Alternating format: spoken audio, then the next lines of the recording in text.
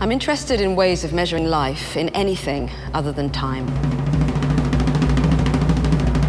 I'd like to approach time as the ruled, printed lines on a piece of paper, and life as a scroll that dances above and below and around them. I'm interested in how we place ourselves in time, personally and culturally.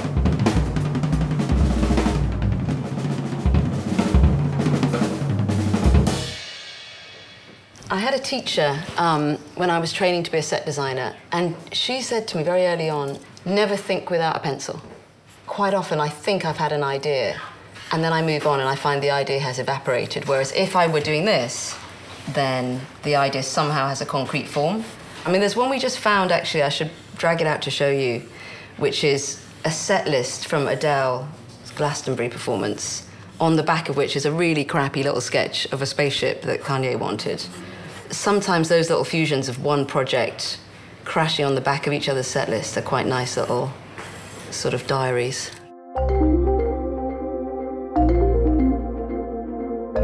My name is Devlin. I say I'm a set designer. I design stage sets for opera, ballet, theatre, and also pop concerts.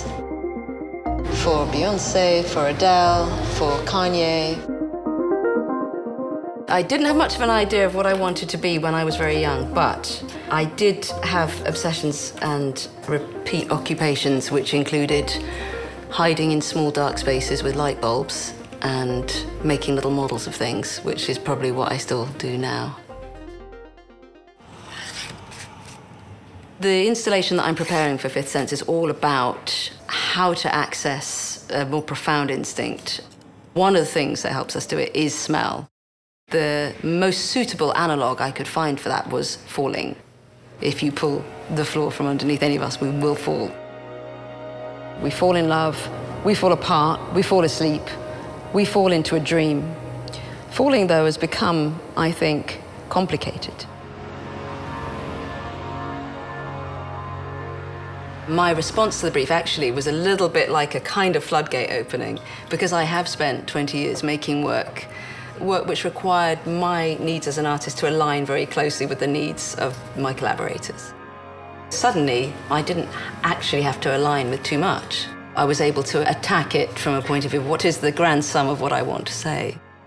There's loads of great work dealing with space. It's a moment where suddenly people are feeling at liberty to be very abstract with it, very expressive with it in so many areas.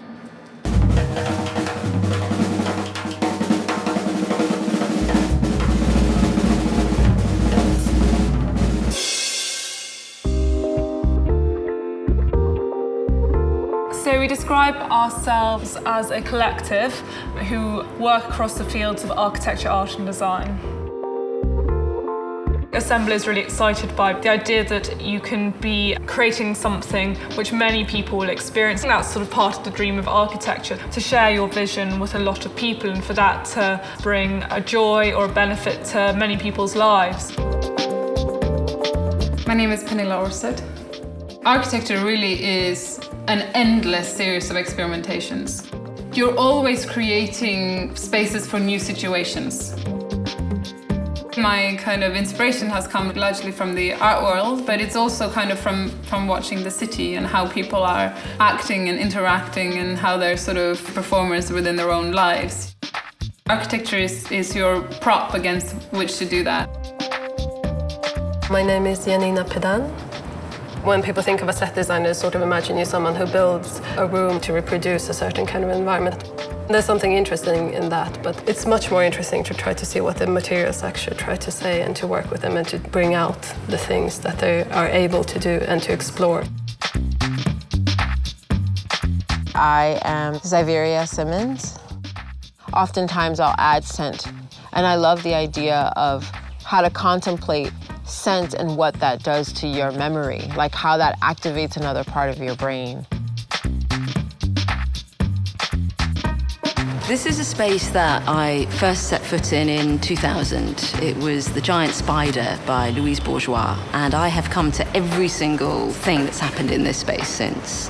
When somebody walks in and realizes their own scale within the volume of this space, how many galleries have this feel a size of a human this big and a size of an artist's idea that big.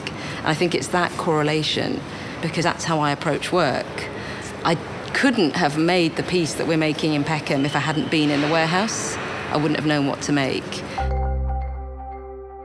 I have a thing when I walk into a room that I sort of feel that most spaces and rooms need some kind of medicine. And it's kind of I feel it's my task, like you are the physician. You are the tonic. To diagnose and then to, by a process of alchemy, calibrate the medicine that any space needs. My name is Hannah Barry. I run a commissioning organisation in Peckham, South East London, which is known as Bold Tendencies. Space gathers people together across dance, music, visual art, architecture, everything. And that sort of joy of feeling welcome is something that I've always been incredibly interested in. It's exciting to create projects and have them activated in all sorts of different ways, for those things to extend through people's experience and into their memory. My name is Grace Michelli. Art Baby Gallery is an online exhibition space that I started in 2011. Last summer, I curated Girls' Night on the Internet, which was the first show that I curated in a physical space for people to be able to come into a room and stand with a work that they only ever get to experience through a screen. There was just another level of intimacy to that. I think I'm more interested in, how works that are meant to be experienced in person translate online and the other way around, and we go back and forth between those lives constantly. One of the things that happens to me when I make work for stage is that I wander around backstage, and often it's like wandering through a maze, behind the scenery, through the scenery, inside Beyoncé's giant cube, underneath Kanye's mountain. And I always think, I wish the audience could be inside the thing and underneath the thing and not just outside it watching. And now with this piece, I'm hoping that I can. This is where people are going to enter. This is where people are going to gather. You walk in here, and this first room is showing a film that stars a pair of hands cutting a hole in a piece of mirror. You can walk through the hole, and you enter into the space that it turns out these hands were building.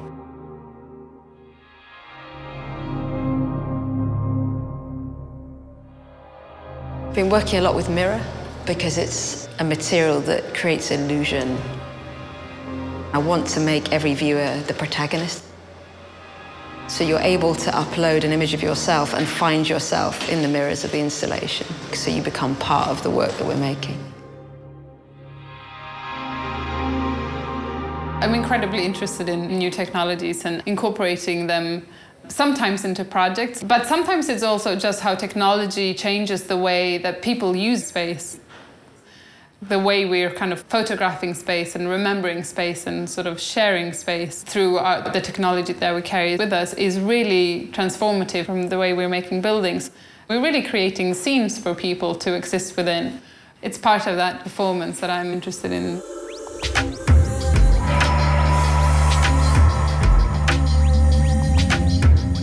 Every journey that I've made since I was invited to make this piece, I have filmed out of the window of whatever I was driving or walking or flying in. Now we've turned them into this painting that plummets vertically, so you should suddenly get the sensation that you are falling.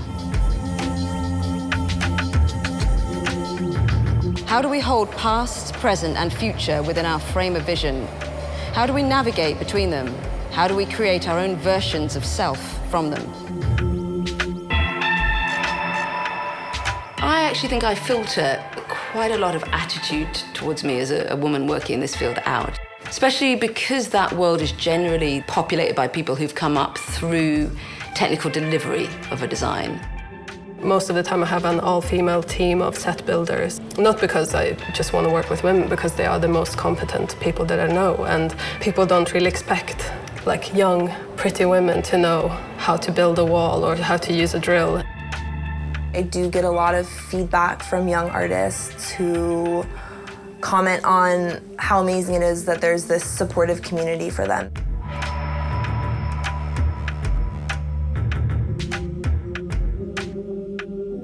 The more work I do, the less interested I am in anything that doesn't tell some kind of truth. Finding a way of talking about a sense that isn't diluted or calibrated by too much calculation. Because one is always, I think, in any work, trying to balance logic and instinct. And this is like walking into colour. There's a scent in this room, and it's been made by Olivier Polge, who is the nose at Chanel, and it's only going to exist for 5 days. I would consider myself to be an outsider in each medium that I work in. So in theatre, I was just becoming a bit of an insider, so I did pop music. Pop music, I was always an outsider. I was beginning to become a bit of an insider, so go off and start doing fashion. I feel more comfortable when I don't know all the rules. You do have to keep wrong-footing yourself in a way and keep putting yourself in a slight position of discomfort and being outside the tribe. I think that's really beneficial to creativity.